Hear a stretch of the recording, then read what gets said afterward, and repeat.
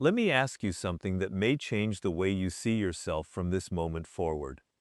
How long are you going to wait for someone else to give you permission to believe in yourself? Think about it. How many opportunities have you delayed because you were waiting for approval? How many dreams have you questioned because somebody told you that you weren't capable? How many times have you looked at another person and thought, they have something I don't have? That is where confidence begins to disappear, not because you suddenly became less capable, but because you handed the responsibility for your self-worth to someone else.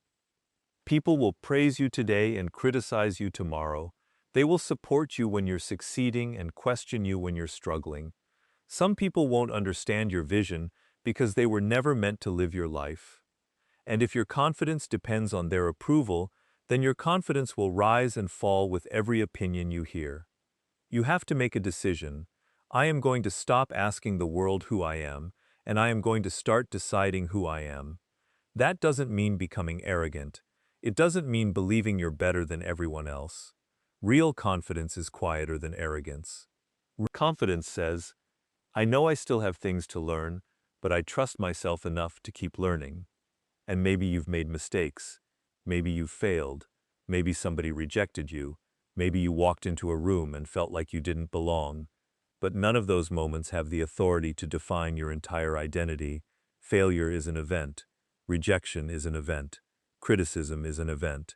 None of them is your identity. The moment you understand that, something changes inside you. You stop chasing validation. You stop explaining yourself. Because confidence is not something you receive before the journey. Confidence is something you develop during the journey. Take one step, then another. Keep a promise to yourself.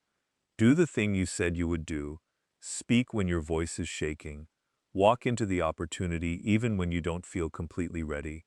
Every time you act in alignment with the person you want to become, you send yourself a powerful message.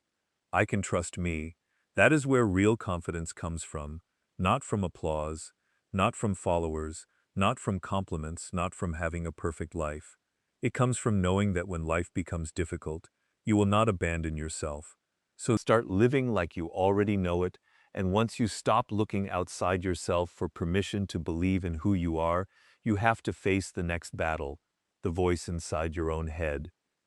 Because sometimes the person holding you back isn't your family, your friends, your circumstances, or even your critics.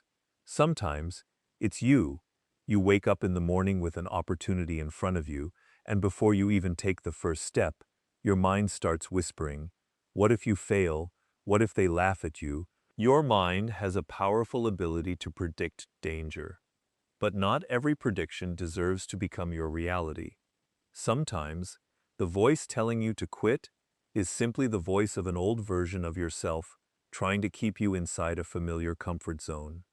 You have to learn to recognize that voice. When your mind says, I can't do this, don't immediately accept it. Ask yourself, is that actually true, or am I afraid? There is a difference. I can't is a conclusion. That doesn't mean the 11th attempt is already defeated. You have to become careful about the stories you repeat to yourself, because eventually, repeated thoughts become beliefs, and beliefs influence behavior. If you constantly tell yourself you're weak, you'll hesitate when strength is required. If you constantly tell yourself you're incapable, you'll avoid opportunities that could have changed your life. If you constantly tell yourself that everyone is better than you, you'll walk into every room already defeated. So begin changing the conversation. Instead of saying, I'm not good enough, say, I'm becoming better. Instead of saying, I always fail, say, Instead of saying, I'm afraid, say, I'm afraid, but I'm moving forward anyway. Notice the difference. You're not lying to yourself. You're training yourself to think constructively. And this matters because confidence isn't built by pretending that problems don't exist. Confidence is built when you learn that problems can be faced. You don't need to convince yourself that everything will be easy. You need to convince yourself that you can handle difficulty. That's a completely different kind of confidence. There will be people who criticize you, there will be setbacks that make you question it. But you don't have to believe every thought that enters your mind. You can observe the thought. Challenge it, replace it, then take action. The goal isn't to create a mind that never experiences doubt. The goal is to create a mind where doubt no longer controls the steering wheel. Train your inner voice to speak with truth, discipline, patience, and courage. Because when you learn to control the conversation inside your mind, you become much harder to control from the outside, master your mind, and you begin to master your life. Then think about that. You can stand in front of a mirror every morning and repeat, I am confident, I am powerful, I can do anything. And those words may motivate you for a few minutes. But if you continually make promises to yourself and break them, somewhere deep inside you stop trusting your own word. That is where confidence begins to collapse. You tell yourself you're going to wake up early, but you hit snooze again. You tell yourself you're going to finish the project, but you find another excuse. You say you're going to change, but tomorrow keeps becoming next week. And every time you make a promise to yourself and don't keep it, you create evidence that your own commitments cannot be trusted. But the opposite is also true. Every time you keep a promise to yourself, even a small one, you strengthen your relationship with yourself. You said you would wake up at 6, and you did. You said you would study for 30 minutes, and you did. You said you would stop wasting your evening, and you did.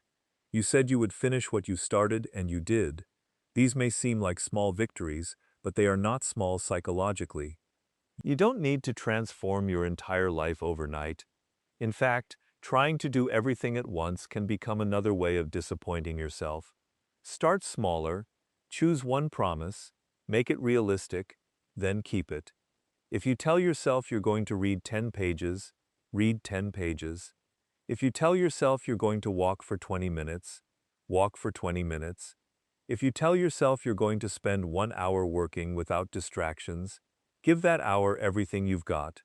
Then do it again tomorrow. And again, you remember the days you didn't feel motivated but showed up anyway. You remember the moments when quitting would have been easier, but you continued. That history becomes psychological strength. And this is why discipline creates confidence. Motivation says, I'll do it when I feel like it. Discipline says, I'll do it because I gave myself my word. There will be days when you're tired. There will be days when you're distracted. There will be days when nobody is watching and nobody will know whether you succeeded or failed. Those are the moments that matter most. Because confidence grows when you respect yourself, even when there is no audience. You have to prove to yourself that you can depend on yourself. And once you become someone you can trust, rejection becomes easier, criticism becomes quieter, fear becomes manageable, and challenges become opportunities to demonstrate what you've built. So don't chase confidence, build evidence, keep your promises, show up, do the work, and let your actions teach you who you really are. The strongest confidence is the confidence you earn from yourself. And once you begin keeping promises to yourself, something else becomes possible. You start realizing that confidence doesn't grow when you stay comfortable, because fear has a strange way of controlling people. It tells you to wait. Wait until you're ready. Wait until you know exactly what you're doing. Wait until you're confident. Wait until everyone supports you. And if you keep listening to that voice, you can spend years waiting for a moment that never comes. The truth is, you rarely feel completely ready before doing something meaningful. The person who starts the business feels uncertain. The person who gives the speech feels nervous. The person who applies for the opportunity wonders whether they'll be rejected. And this is where your confidence begins to change. Instead of asking, how do I get rid of my fear? Start asking, what can I do while I'm afraid? That question puts you back in control. Maybe your hands shake. Do it anyway. Maybe your voice isn't completely steady. Speak anyway. Maybe you don't know exactly how everything will turn out. Take the next step anyway. You don't need to see the entire staircase. You need enough courage to take the next step. Every time you face something uncomfortable, not because the world suddenly became less intimidating, but because you became stronger. That's how the comfort zone expands. You do not expand it by thinking about courage, you expand it through action. And understand this, your fear will often exaggerate the consequences of taking action, while hiding the consequences of staying where you are. You may fear failing at something new, but what happens if you never try? You may fear being rejected, but what happens if you spend your entire life avoiding opportunities? Because rejection is sometimes it's allowing fear to make every important decision for you. You cannot build an extraordinary life while constantly negotiating with your fears. At some point, you have to say, yes, I'm uncomfortable. Yes, I'm uncertain. Yes, I might fail. But I'm moving forward. And don't misunderstand this as reckless behavior. Courage doesn't mean ignoring reality or taking unnecessary risks. It means refusing to let reasonable fear become an excuse for permanent avoidance. Start with something small. Make the phone call you've been avoiding. Raise your hand. Every courageous action becomes another piece of evidence that you are capable of handling discomfort, and eventually, you discover something remarkable. The thing you were afraid to face wasn't always as powerful as you imagined. The fear was loud. But you were stronger. So stop waiting to become fearless. Move while your heart is beating fast. Move while uncertainty is present.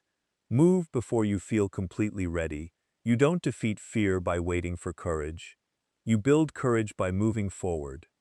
You wake up, open your phone, and within seconds you're looking at someone else's success. Someone bought the house you want. Someone has the career you dreamed about. Someone looks more confident, more successful, more attractive, more accomplished. Someone seems to have everything figured out, and suddenly everything you've accomplished feels smaller. But here's the problem. You're comparing your entire life to a carefully selected moment from somebody else's life. You see the result. You don't see the years of work behind it. You see the celebration. You don't see the sacrifice. Comparison gives you incomplete information and then convinces you to make a complete judgment about yourself. That's a dangerous habit. Your journey has its own timeline. Maybe someone is ahead of you in one area while you're ahead of them in another. Maybe their opportunities were different. Maybe their responsibilities were different. Maybe they started earlier. Maybe they had advantages you didn't have. But none of that changes what you can do with your life today. You have to stop you. Today you paused before reacting. Yesterday you couldn't stay disciplined for 1 week. Today you've stayed committed for a month. Those victories may never become visible to millions of people, but they matter because confidence isn't about being ahead of everyone else. It's about knowing you're moving forward. And understand something else. Comparison doesn't just make you feel inferior. Sometimes it makes you feel superior, and that can be equally destructive. If your confidence depends on being better than someone else, the moment somebody achieves something you wanted, you feel like you've lost. That's not freedom. Real confidence says, their success does not diminish mine. You can celebrate somebody else's victory without turning it into evidence against yourself. Their success can become inspiration instead of intimidation. Their progress can remind you what's possible instead of reminding you what's missing. And this requires you to become very intentional about what you allow into your mind. If constantly consuming other people's lives makes you anxious, distracted, and insecure, build something meaningful. Because while you're busy comparing your life to somebody else's, someone else is looking at you and wondering how you accomplish the things you take for granted. You may not recognize your own progress because you're too busy staring at someone else's destination. So look backward for a moment. Remember who you were. Remember what you didn't know. Remember what you couldn't handle. Remember the obstacles you survived. Then look at who you are now. You may not be where you want to be yet, but you're not where you started, and that is enough reason to keep going. And when you finally stop measuring yourself against everyone around you, something deeper begins to happen. You stop trying to become impressive, and you start becoming unshakable. Because real confidence is not the belief that nothing will ever go wrong. Real confidence is knowing that when something does go wrong, you will not collapse with it. Life will test you. There will be days when your plans fail. There will be people who disappoint you. There will be moments when you work hard and still don't get the result you wanted. You will experience rejection. But when your confidence is built on character, discipline, and self-trust, circumstances don't have the same power over you. You can lose an opportunity without losing yourself. You can receive criticism without questioning your entire identity. You can fail without deciding that you are a failure. You can be rejected without believing that you're unworthy. That is what it means to become difficult to shake. It doesn't mean you never feel pain. It means pain doesn't get to decide who you become. There will be moments when your confidence disappears for a while. There will be situations that make you wonder whether you have what it takes. Don't panic when that happens. You are human. Confidence isn't permanent excitement. It isn't walking around every day feeling unstoppable. Sometimes confidence is simply getting out of bed and doing what needs to be done, even when you don't feel powerful. That's resilience. And resilience is developed through adversity. Every difficult season can teach you something about yourself. A failure can teach you preparation. A rejection can teach you patience. A disappointment can teach you persistence. If you learn from what happens to you, then even your hardest experiences can become part of your strength. So don't allow one bad chapter to convince you that the entire story is over. You are allowed to begin again. You are allowed to change direction. You are allowed to outgrow the person you used to be, and you are allowed to walk away from the need to constantly prove yourself. At some point, you realize that not every criticism deserves a response. Not every opinion deserves your attention. Not every rejection deserves an explanation.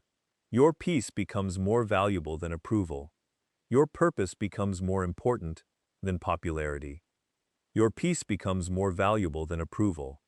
You know what kind of person you're trying to become. So when the world becomes loud, you don't have to become louder. You become grounded. You breathe. You assess. You adjust. And then you keep moving. That's the final level of confidence. Not believing that you can control everything, but knowing that you can control your response. You cannot control what people say. You cannot control every outcome. You cannot control every setback. But you can control whether you get back up. You can control not because life became easier, but because you became stronger than the circumstances trying to define you. Stand firm, trust yourself, and keep moving forward. Because you were never meant to be easily shaken.